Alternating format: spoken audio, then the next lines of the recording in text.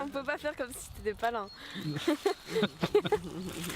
Qu'est-ce qui vous plaît le plus dans cette maison? Écoutez, le cadre déjà extraordinaire. C'est un endroit pas très loin de Paris, 40 km, mais on est à la campagne. Et c'est vrai que quand je viens ici, c'est un moment de respiration, parce que bon, j'adore Paris, mais c'est quand même une ville très, très dense. Et ici, voilà, il y a la nature, il y a les oiseaux, ça permet de se ressourcer. Voilà.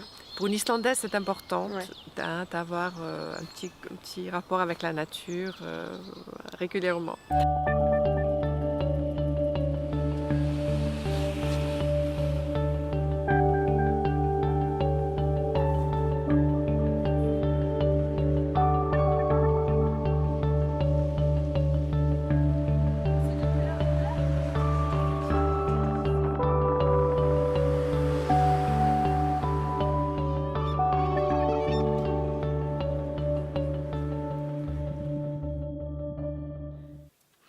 Je m'appelle Ásdís Ólafsdóttir, je suis historienne de l'art. Je suis en France depuis un peu plus de 30 ans. Je suis venue au départ pour faire mes études. D'abord, j'étais jeune fille au pair à Nîmes. Ensuite, j'étais à Montpellier. Et puis, je suis venue à Paris assez rapidement, puisque mon rêve, c'était Paris. Bon, moi, je suis quelqu'un d'assez cosmopolite, je pense. Je suis née au Danemark, après j'ai vécu aux îles Féroé. J'avais 6 ans quand on est retourné en Islande. Après, mon père a travaillé à droite et à gauche en Somalie, en Israël, Gaza. Donc j'ai beaucoup voyagé et ce qui me plaît à Paris aussi, c'est le côté cosmopolite. C'est le fait d'avoir toutes sortes de cultures à portée de main. C'est la maison dessinée par Alvar Aalto pour le galériste français Louis Carré dans les années 50. Donc c'est une maison où Louis Carré vivait avec sa femme Olga et il recevait aussi beaucoup des artistes, des amis, des clients. Et Louis Carré donc utilisait la maison aussi pour exposer sa collection. Donc il y avait des grands tableaux, des sculptures, etc.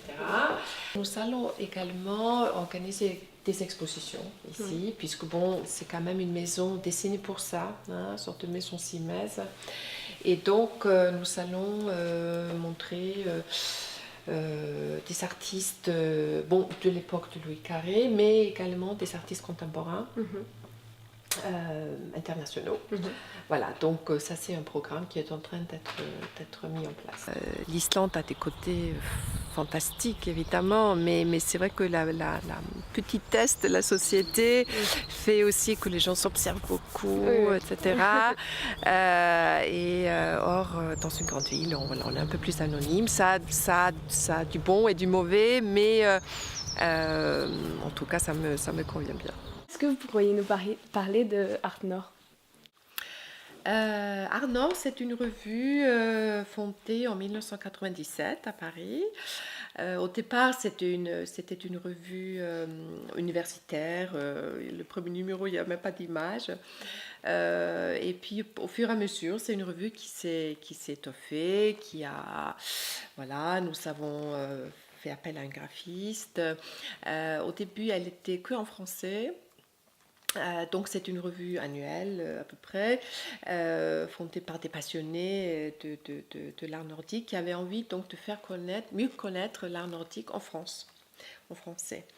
Puis depuis quelques années, nous sommes ouverts au marché, si on peut dire, anglo-saxon, donc avec d'abord des extraits en anglais, et puis maintenant la revue est entièrement en français et en anglais.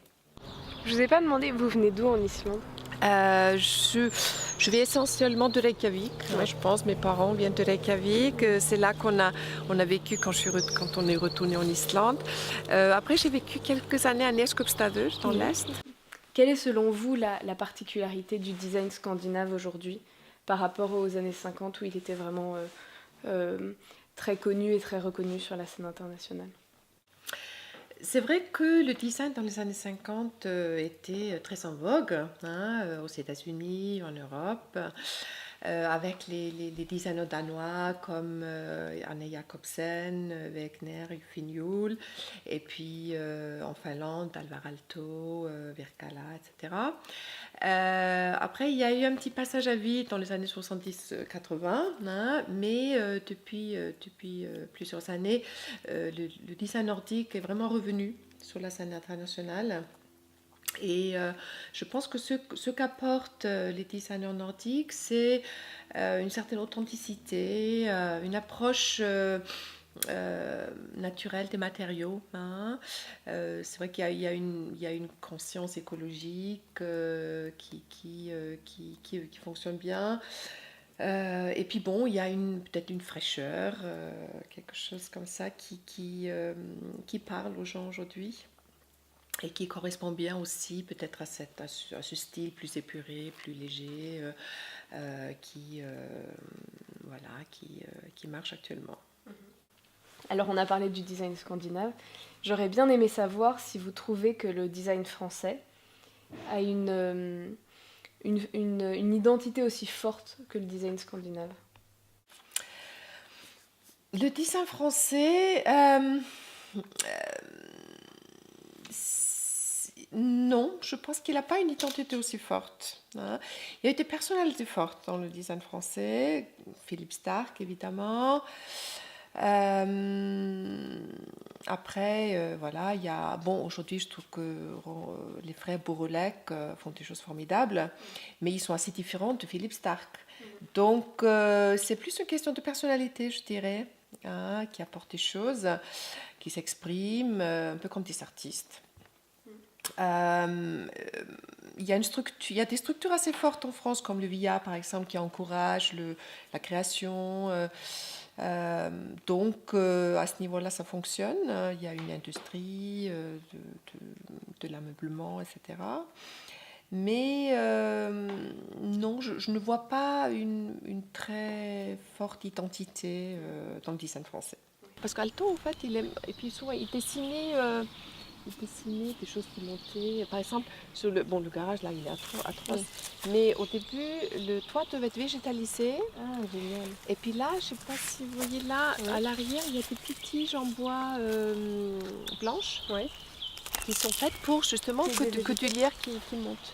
Que pensez-vous de la politique mise en place par le gouvernement islandais pour promouvoir les artistes islandais ? Depuis plusieurs années, il y a eu une vraie politique pour soutenir les artistes islandais à l'étranger, comme la création du Icelandic Center of Arts,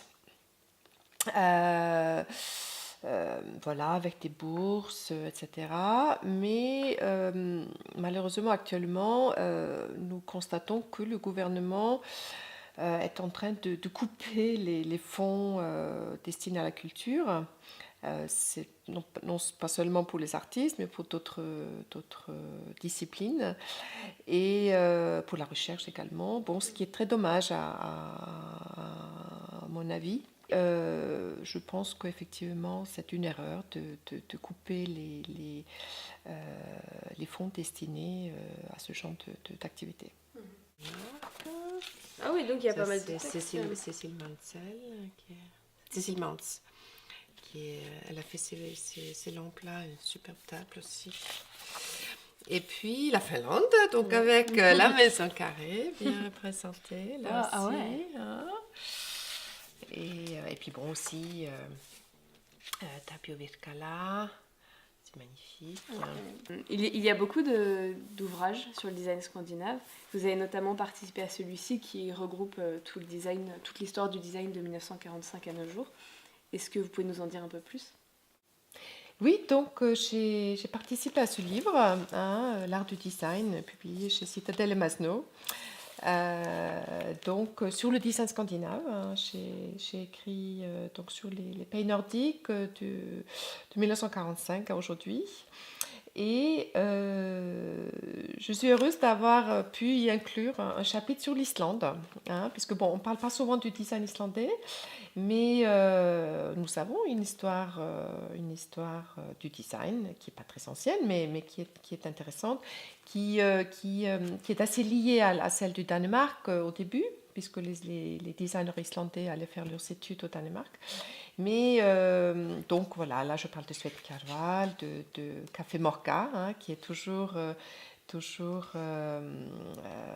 identique. Comme ça, il est là. Ouais, c'est marrant. Donc le bout des pièces sont un peu avec le... Ben, c'est-à-dire que là, il y a une pièce qui est là où il y a des placards au fond. Ouais. Placard un peu du coup, profond. ça peut être... Voilà. Après, ça va pas jusqu'en bas, quoi.